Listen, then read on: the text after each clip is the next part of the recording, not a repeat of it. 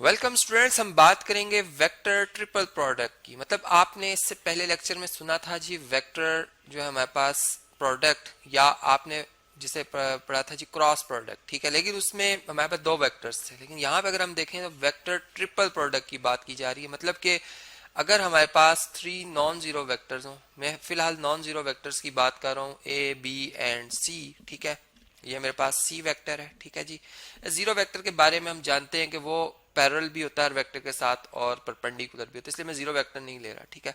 First करें, मेरे पास ये तीन वेक्टर हैं, 2i, ठीक है, प्लस मतलब ए वेक्टर में पहले से लिख देता हूँ जी। यहाँ पर ये मेरा ए वेक्टर है, ये मेरा बी वेक्टर है, ठीक है जी। ये मेरा क्या है जी, बी वेक्टर है, और ये इसके कंपोनेंट्स में लिख रहा हूँ एक्स वाई जी। इस सी वेक्टर के एक्स कंपोनेंट आप अगर देखें तो ये आई प्लस सॉरी -2j और प्लस -6 के, ठीक है। ये मेरे पास तीन वेक्टर्स हैं। अब जो स्केलर सॉरी ट्रिपल प्रोडक्ट जो हमारे पास वेक्टर ट्रिपल प्रोडक्ट है, वो किस तरह से डिफाइंड होगा। मतलब हमने इससे पहले एक स्केलर ट्रिपल प्रोडक्ट की भी बात की थी कि a डॉट बी क्रॉस सी, वो हम मतलब स्केलर ट्रिपल प्रोडक्ट फाइंड करते थे, जिसमें कि मैंने कहा था कि आप इसको ऐसे भी लिख सकते हैं ब्रैकेट के अंदर a b c वेक्टर्स, ठीक है। और फिर इसमें आप कोई भी ऑर्डर रख लें, आपका रिजल्ट सेम आएगा, जो कि हमें बताता है कि वॉल्यूम ऑफ जो हमारे पास पैरेललोपिड था उसको हमने मालूम करने का तरीका देखा था, ठीक है। हमारे पास डायरेक्ट मतलब वॉल्यूम ऑफ पैरेललोपिड आता था, ठीक है। अब यहाँ पर जो जो हमारा वेक्टर ट्रिपल प्रोडक्ट है, हमने इसको जब स्टडी किया तो हमें पता चला कि अगर मैं ए cross B cross c find कर रहा हूँ, ठीक है, ठीक है, इस तरीके से। अब चूंकि क्रॉस प्रोडक्ट जो होता है वो आंसर मतलब इसका होता है कि वेक्टर ही है, ठीक है। मतलब जब मैं बी क्रॉस सी की बात करूंगा तो मेरा रिजल्ट एक वेक्टर आएगा। फिर जारी बात है, इसमें एंटी कम्यूटेटिव प्रॉपर्टी होल्ड करती है। मतलब अगर मैं ऑर्डर तब्दील कर लेता हूँ, मैं ए का क्रॉस प्रोडक्ट अगर बी से ले रहा हूँ, तो अगर मैं बी का ए से लूंगा तो मेरा आंसर सेम नहीं आएगा।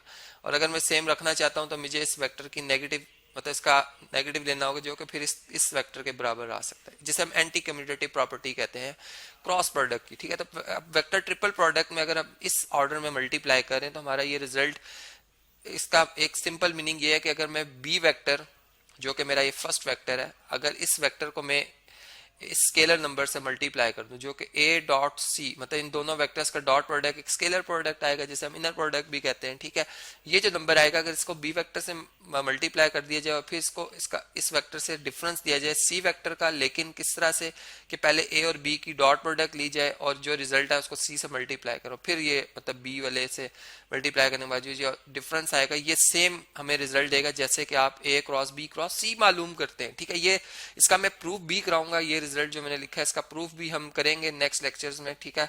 अभी फिलहाल हम इस प्रॉपर्टी को समझते हैं, ठीक है। मतलब इसको अप्लाई करते हैं इस क्वेश्चन के ऊपर, ठीक है, जो कि हायर क्लासेस में ये यूज होता है वेक्टर ट्रिपल प्रोडक्ट, ठीक है। फिजिक्स की खास तौर पर हायर क्लासेस में यूज होता है। लेकिन हम चलें इसको इसको अडॉप्ट करके इसको समझते हैं कि इस प्रोडक्ट को फाइंड करने के लिए अगर हम इस तरह से मल्टीप्लाई कर ले तो हमारी कैलकुलेशन आसान हो जाएगी, ठीक है।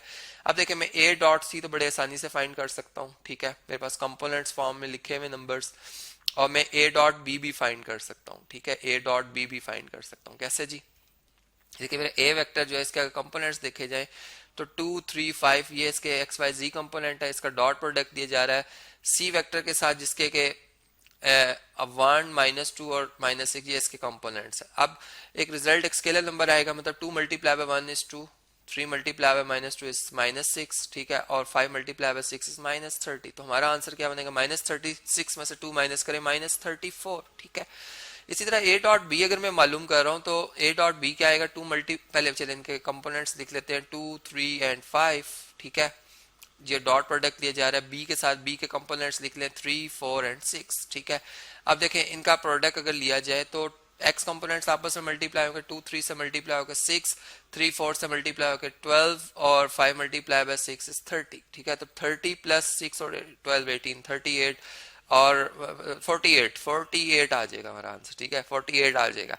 अब देखें, अब हम अगर बी वेक्टर को, ये देखें, बी वेक्टर को अगर मैं a डॉट सी जो मेरा प्रोडक्ट आया है इससे अगर मल्टीप्लाई करता हूँ, बी वेक्टर क्या है जी, इसके कंपोनेंट्स लिख लेते हैं 3 4 एंड 6, ठीक है। इसको मैं मल्टीप्लाई करने जा रहा हूँ a डॉट सी से, जो कि -34 आया था ये प्रोडक्ट, ठीक है। तो ये मेरे पास रिजल्ट आ गया, ठीक है। मैंने फिलहाल इसको भी मल्टीप्लाई नहीं किया, मैंने -34 लिख दिया इसके साथ ही, और इसी तरह से अगर चले मैं यहाँ पर चलें, थोड़े से स्क्रीन पर मुझे स्पेस चाहिए था। अब मैं सी वेक्टर को अगर मल्टीप्लाई कर देता हूँ ए डॉट बी से, ठीक है। सी वेक्टर क्या है मेरा, इसके कंपोनेंट्स अगर लिख दिए जाए तो 1 -2 और -6 है इसके x y and z components, और इसका प्रोडक्ट ये याद रहे क्रॉस प्रोडक्ट नहीं है, ये सिंपल मल्टीप्लाई का साइन है। मल्टीप्लाई किया जा रहा है किसके साथ जी, इसको मल्टीप्लाई किया जा रहा है 48 के साथ, ठीक है। तो ये जो भी आंसर आएगा ये भी हम देखेंगे, यहाँ पे मैं क्वेश्चन मार्क लगा लेता हूँ, भी हम इसको कैलकुलेट करते हैं, ठीक है जी। तो कहने का मकसद ये, अब इनका डिफरेंस भी लेना है हमने, इनका क्या करना है जी, हमने डिफरेंस भी लेना है। देखिए 34 3 से मल्टीप्लाई होगा, कितना आएगा, 34 को 3 से मल्टीप्लाई करें, 3 4 टाइम 12, 1 कैरी, 3 3 9 1 10, 102 आ जाता है, ठीक है। 102, तो यहाँ पर हम लिख लेते हैं 102, ठीक है, विद नेगेटिव साइन। ये इसका एक्स कंपोनेंट है। 34 का डबल होता है जी 68, और 68 और 68 को अगर आप ऐड करें तो ये बना 6 कैरी, 1 कैरी आ जाएगा 136, ठीक है। मतलब 136 बना, 136 बन गया हमारे पास। अगर मैं -34 को 4 से मल्टीप्लाई तो -136 बन जाएगा। और अगर -34 को 6 से मल्टीप्लाई कर दिया जाए तो 6 4 टाइम 24, 4 इधर आएगा, 2 कैरी, 6 3 टाइम 18 और 2 20, तो 204 आता है, ठीक है, विद नेगेटिव साइन। ये इसके x y and z component आ गए। इसी तरह अगर 48 को 1 से मल्टीप्लाई करें 48 आता है, ठीक है। 48 को 2 से मल्टीप्लाई करें -2 से तो 96 आएगा माइनस का, और 6 से अगर मल्टीप्लाई करें 6 8 टाइम 48 होता है, 4 कैरी, और 6 4 टाइम 24 और 4 28 हो जाएगा, माइनस का 288। तो ये आपके पास ये वेक्टर्स आ गए हैं। अब देखें इस फार्मूला में अगर इनकी वैल्यूज को डायरेक्ट लिख दिया जाए, ठीक है, यहाँ पर मैं इनके कंपोनेंट्स ही लिख लेता हूँ, ठीक है। यहाँ से हम इसे कट कर लेते हैं, ठीक है। हमें यहाँ पर स्पेस चाहिए था जी, हमें यहाँ पर स्पेस चाहिए था, बल्कि चले ये जो हमने भी वैल्यूज फाइंड की हैं, ठीक है, यहाँ पर मैंने कॉपी कर लेता हूँ। ये देखें अभी हमने इनकी वैल्यूज भी यहाँ पर यूज करनी। b into a cross a dot c जो है हमारे पास आंसर आया है -102, इसका x component -136 b y component, और -204 ये इसका z कंपोनेंट। इसमें से माइनस कर रहे हैं c into a dot b 48, x component -96 और -288, ठीक है। ये हमारे पास आ गया रिजल्ट। यहाँ से अब हम इन्हें रिमूव कर लेते हैं, ठीक है जी, हमें अभी इनकी जरूरत नहीं है। और ये जी, ठीक है। अब आप देखें अगर हम x कंपोनेंट से x कंपोनेंट माइनस कर लें तो -104 में -48 करें तो ऐड हो जाएंगे, माइनस में ही 150 बन जाएगा, ठीक है। इसी तरीके से -136 और माइनस माइनस प्लस हो जाएगा, -136 में आप प्लस करें 96 को, ठीक है। तो देखें यहाँ पर 6 से माइनस किया 0, 13 में से 9 माइनस करें 4, तो माइनस का 40 आ जाएगा आंसर आपका, माइनस का 40 आ जाएगा, -40, ठीक है, -40 आ जाएगा।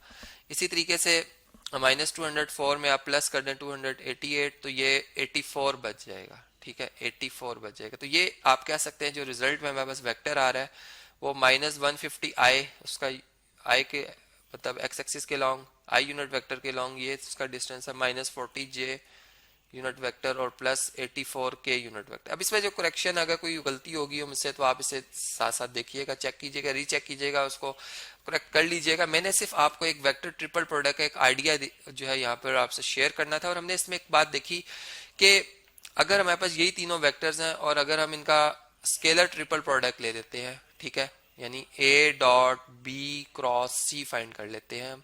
जारी बात है कि डॉट प्रोडक्ट दो वेक्टर्स में होता है तो मुझे पहले b और c का क्रॉस प्रोडक्ट लेना, और आंसर फर्स्ट करें 0 आता है तो ये मेरे वेक्टर्स होंगे कोप्लेनर, ठीक है। कोप्लेनर मतलब एक ही प्लेन के ऊपर लाई कर रहे हैं, ठीक है, lies on the same plane, ठीक है।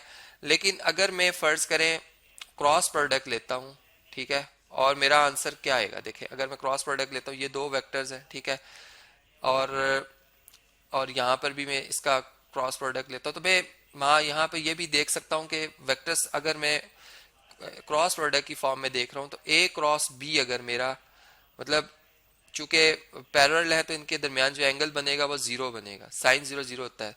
तो अगर दो वेक्टर्स का क्रॉस प्रोडक्ट 0 आ जाए ठीक है। तो इसका मतलब होता है वो पैरेलल है, मतलब मैं पैरेलल तो मालूम कर सकता हूँ, ठीक है, पैरेलल तो मालूम कर सकता हूँ, लेकिन ये कि देखना कि ये अगर कोप्लेनर है तो मुझे स्केलर ट्रिपल प्रोडक्ट ही लेना पड़ेगा, ठीक है, ये याद रहे। तो यहाँ पर हमने एक बात यहाँ पे देखी कि हम स्केलर ट्रिपल प्रोडक्ट से देख सकते हैं कि जो हमारे ये वेक्टर्स हैं चेक करना हो कि ये कोप्लेनर है या नहीं, तो हम ये देखते हैं। जबकि वेक्टर ट्रिपल प्रोडक्ट को हम इस अंदाज में जो है वो स्टडी कर सकते हैं कि जो फर्स्ट वेक्टर है एज इट इज और डॉट प्रोडक्ट लिया जाएगा ए और सी का, फिर माइनस किया जाएगा c vector, second vector as it is और डॉट प्रोडक्ट लिया जाएगा ए और बी का।